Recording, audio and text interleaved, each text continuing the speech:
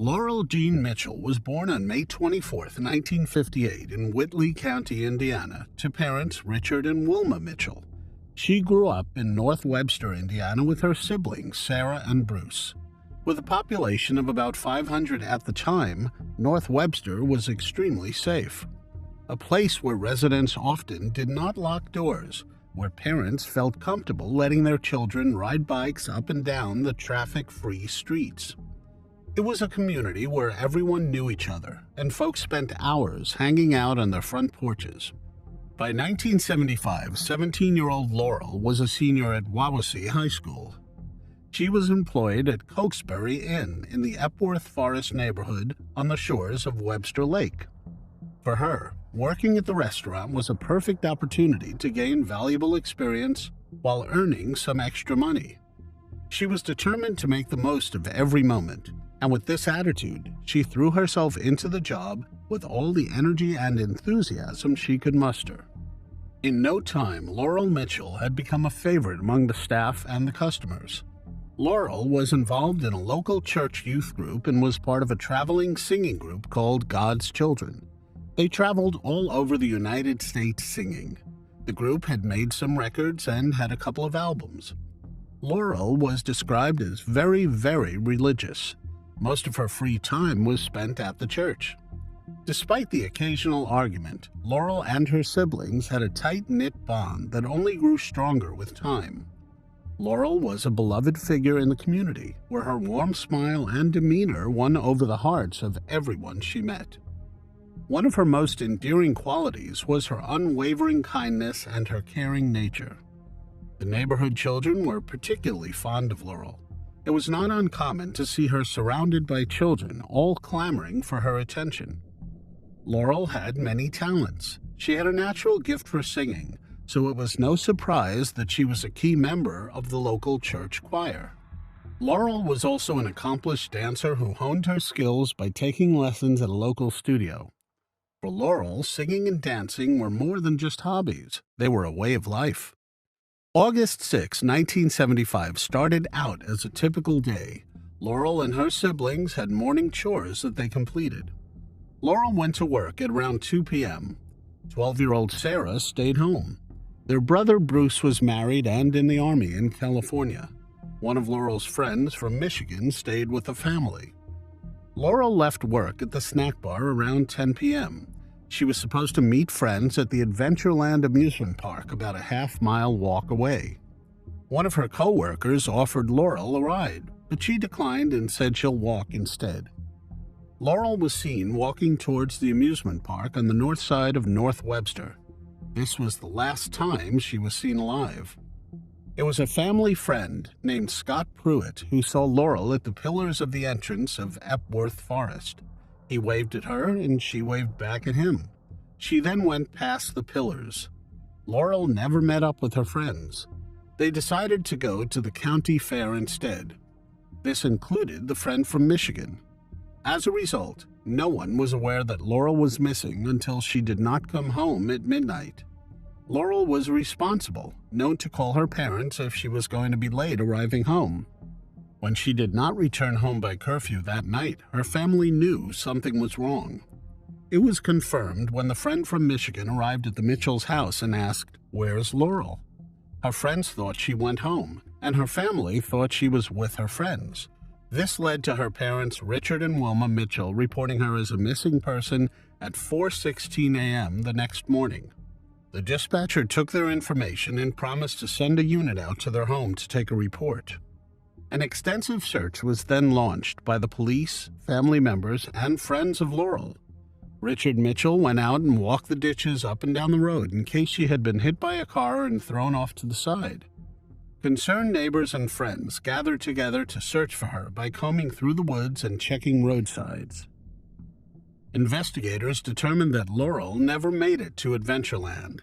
It was clear to them something happened on the way there. A few hours after being reported missing at 10:30 a.m., a fisherman named Glenn Dixon and his son found a woman's body in the Elkhart River at the Mallard Roost public access site on Noble County Road, 600 North, just west of 400 West.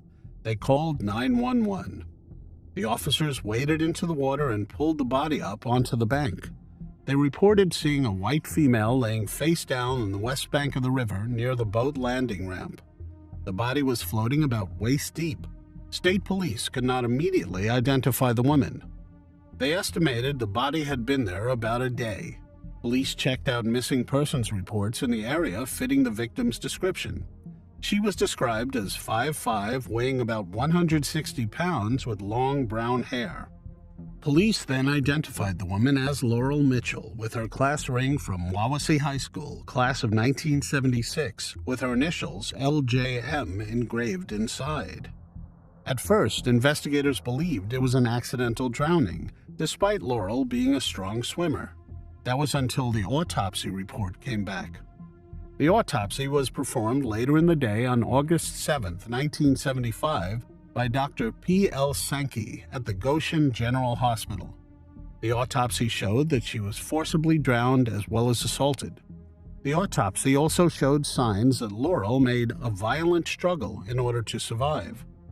The police speculated that much of the evidence of the crime had washed away in the water, as only a small bruise was present on Laurel's hand and a few abrasions under her arms. After the discovery of Laurel, police vehicles pulled up outside Laurel's parents' home. Richard and Wilma were anxiously waiting for any news of their daughter's whereabouts. They were not prepared for the news that was about to be delivered to them. As the officers told them what had happened, Richard's eyes filled with tears. Wilma, as well, was inconsolable. Laurel's funeral was seen as a testament to the sense of community in North Webster. There were so many flowers at the funeral home that there was no room for the people. An enormous crowd of well-wishers, friends, and family members had come to pay their respects to Laurel Mitchell, who had been taken from them far too soon. They had to move the funeral to the church. Laurel's sister Sarah said that she does not remember the sermon at all. I just remember sitting between my dad and my brother, and they were both squeezing my hand so hard. When we walked out the door of the church, there were people lined up all down the street that couldn't even fit inside the church. The investigation into Laurel's demise intensified after her funeral, with detectives from multiple state and local agencies working round the clock to solve the case. They combed through evidence and interviewed many more individuals. A person called investigators at 3:15 p.m. on August 9, 1975. The person had some important information, but it was not clear. The caller hung up before they got the full message or her identity. Investigators made an appeal for the person to contact them again, and they would do their best to keep her identity private. Police set up a headquarters for the continuing investigation in North Webster. One local witness, identified as Catherine Flynn, said around 10 p.m. that night she heard a loud car turn around next door. She said she heard voices say, "Let's get," or "Let's get her." Investigators interviewed Catherine, who lived half a mile east of Epworth Forest on Epworth Forest Road. She said she was home on Wednesday, August 6, 1975, and that around 10 p.m. or a little later, an old car turned into the drive next door and turned around as it came back by her house. She informed investigators that she heard several voices say, "Let's get," or "Let's get her." She said the car was very loud and probably a dark color. Another local, Frank Overmeyer, told investigators he also heard a loud vehicle in the neighborhood, possibly an Oldsmobile Cutlass. They went to interview Frank Overmeyer and his wife on August 14, 1975. The Overmeyers lived on Epworth Forest Road just west of Epworth Forest.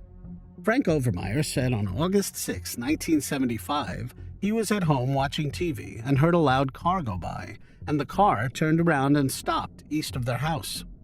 Frank reported he then heard what he thought sounded like someone slamming the trunk on a car. Frank reported he turned on his porch light and stepped outside. When he stepped out, 2 cars were leaving the area. The first car was the one that had gone by his house that he described was a red-orange GM product, possibly an Oldsmobile Cutlass. The second vehicle was a medium green Mustang. The Oldsmobile was very loud and sounded like it was loud by design. All of the clothing and belongings found on Laurel's body were collected and preserved for DNA testing, including shoes, a sweatshirt, bra, underwear, and denim jeans.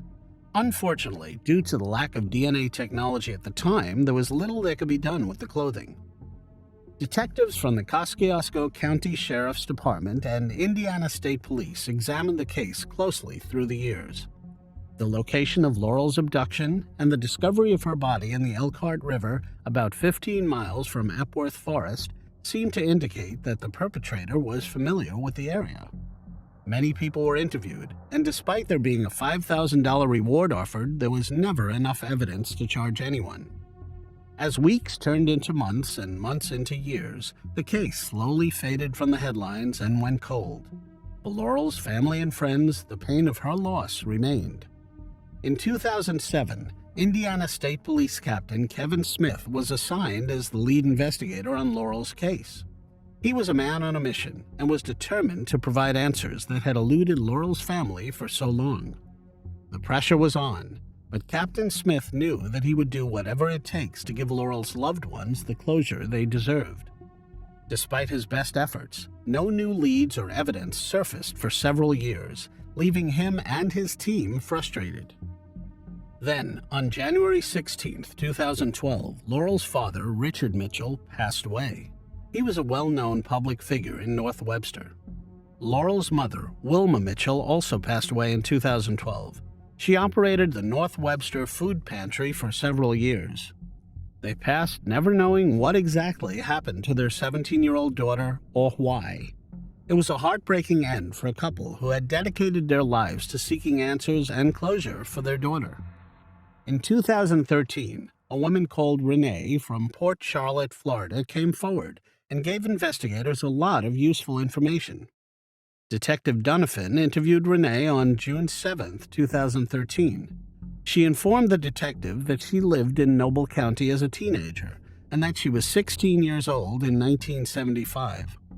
She went on a date with a man named John Wayne Lehman, and while on the date, they went to a party. After the party, John Wayne Lehman was driving her home when Lehman admitted his involvement in a crime that he committed with his friend, Fred Bandy Jr. Lehman provided details of the crime to Renee that are consistent with the findings made by police where Laurel's body was found and the anatomical findings made by Dr. Sankey during the autopsy of her body. On July 3, 2014, investigators interviewed Bill McDonald at the Ligonier Police Department. Bill indicated that back in 1975, he was a sophomore at West Noble High School and that he socialized with a man named Fred Bandy Jr. Bill told investigators that Bandy told him that he had committed the crime that took place at Mallard's Roost, which was a public access site adjacent to the location where Laurel's body was found.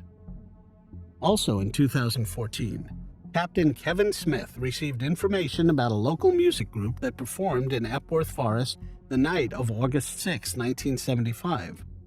They were identified as the Celebrate the Sun group. This generated renewed interest in the case. Unfortunately, it did not lead anywhere. Captain Smith said, "I feel pretty confident after speaking with someone from that group. I don't believe they have information that will help." On September 25, 2019, Noble County Sheriff's Department Detective Joe Hutzel met with Rick Johnson to interview him about the Laurel Mitchell case.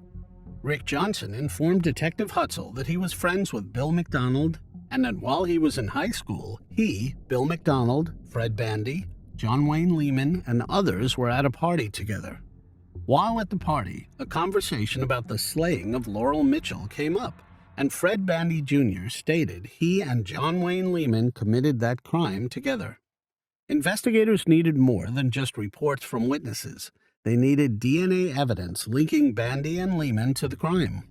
Advances had been made in cold cases in recent years due to new technology such as genetic genealogy, which involves putting a suspect or victim's DNA profile into a public database, allowing them to reverse engineer a family tree. This enables investigation of multiple branches of a family's tree to determine who could be a viable suspect in an unsolved case. Another recent advancement factoring into solving cold cases is the use of touch DNA samples. This method requires minuscule amounts of DNA, such as skin cells from the perpetrator, that may be left on objects at a crime scene. A breakthrough enabling an accurate genotype from rootless hair is another technique now available. Until 2019, forensic scientists were only able to extract DNA from hairs found at crime scenes if the root of the hair was attached. Unfortunately, most hairs do not have the root attached. This breakthrough in DNA extraction from rootless hair is extremely useful in solving crimes. Solving cold cases often involves a diligent and time-consuming re-examination of evidence from files and the efforts of experienced investigators. By 2019, Laurel Mitchell's clothes and evidence were resubmitted for DNA testing. In February 2020, a certificate of analysis was generated by Indiana State Police Laboratory Division that showed a male DNA profile was developed from the clothing. After 3 suspects were eliminated as possibilities, attention shifted to Fred Bandy for a buccal swab. Bandy voluntarily provided the DNA sample on December 5, 2022 at his residence. On January 13, 2023, the state laboratory found that Fred Bandy Jr.'s buccal swab showed he is 13 billion times more likely to be the contributor of the DNA on Laurel Mitchell's clothing than any other unknown person. A review of Indiana State Police records also disclosed that Bandy was driving a 1971 Oldsmobile at the time, which is consistent with eyewitness statements from area residents on that fateful night. Investigators concluded that Lehman and Bandy, with premeditated malice, used Bandy's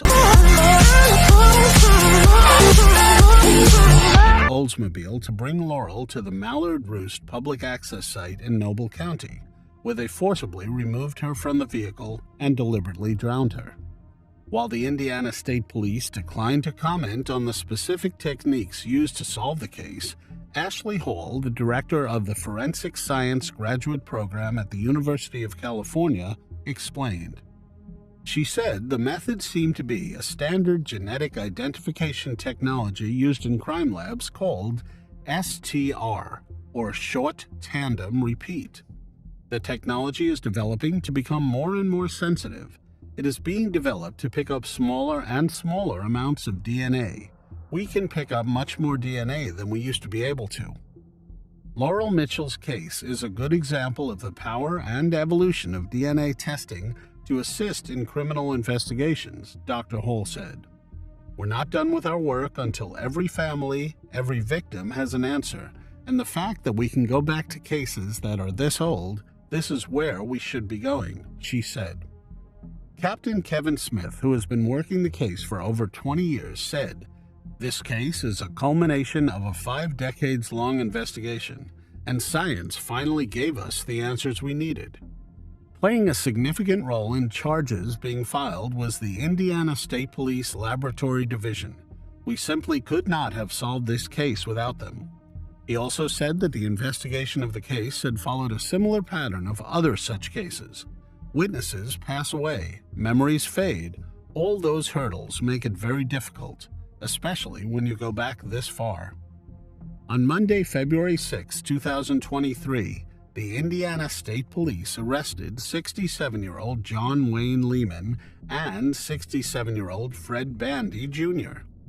It was announced to the public that John Lehman and Bandy Jr., both 67-year-old residents of Indiana, have been identified as the suspects responsible for what happened to Laurel Jean Mitchell. Bandy lived in 1014 5th Street in Goshen, Indiana, and Lehman lived at 108 Clark Street in Auburn, Indiana. Both are being held without bond at the Noble County Jail. This is not the first time that Fred Bandy Jr. is in trouble with the law. He is a twice-convicted child abuser and deemed a violent predator. In 2001, he pleaded guilty to child solicitation and contributing to the delinquency of a minor. In 2016, he pleaded guilty to 2 counts of child abuse and served nearly 6 years. During an initial hearing on February 8, 2023, Bandy and Lehman were informed by Noble Circuit Court Judge Michael Kramer they each face a charge of taking Laurel's life in the first degree. With current Indiana law, an individual convicted of such a charge faces a prison sentence between 45 and 65 years, with the advisory sentence being 55 years. However, since Laurel's slaying occurred in 1975, if the men are convicted, Bandy and Lehman could be sentenced to life in prison, which was the maximum possible prison sentence at that time. Also, during the initial hearing, a pre-trial conference for both Bandy and Lehman was scheduled for 1:30 p.m. on April 24, 2023, in Noble County. Laurel's sister Sarah, who was 12 years old back in 1975, recently did an interview with the New York Times after the arrests were made. She described their childhood in North Webster as typical before the horror visited her family. It was just a very small town, laid back. We felt safe, she said. We came and went as we pleased in the summer, and parents did not worry about us. She was a really good person. It's like, gosh, you picked somebody really good to do this to, somebody who could have done a lot of good in this world. I'm very glad they were finally arrested and very appreciative of the people who came forward. Sarah recalled how Captain Smith had carried around big books that detailed the names and addresses of everyone the authorities had interviewed over the years. There were over 1,000 names in there, she said. When Captain Smith called Sarah and her brother Bruce Mitchell to let them know they had arrested 2 men, she was surprised, but mostly wished her parents had been alive to see it. It has been 47 years, she said, but right now it feels like yesterday. 12-year-old Sarah Mitchell was the only one that could sleep that night when Laurel did not arrive home. She woke up the next morning, more surprised than anything that her sister Laurel hadn't come home yet. Young Sarah had a softball game that day, and her parents encouraged her to still go to the game. About halfway through the game, a neighbor woman showed up in the Mitchell family's car. I saw her pull up to the ball diamond, Sarah said. Sarah immediately yelled at her coach that she had to go. The neighbor only told her that she had been sent to pick her up. When they neared the house, it was swarmed with police cars. The neighbor said they're there to look for her sister. I walked in the back door, and there was my dad. He was crying, Sarah said. He told her that Laurel was gone. Gone, she asked. It did not register in her 12-year-old mind. Gone where? Then her father broke the news.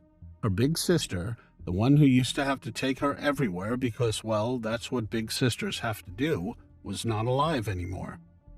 Sarah also said what she thought of Lehman and Bandy when she first saw them in court. At 12, they would have been scary. They look like very frail men and do not need to be afraid of them.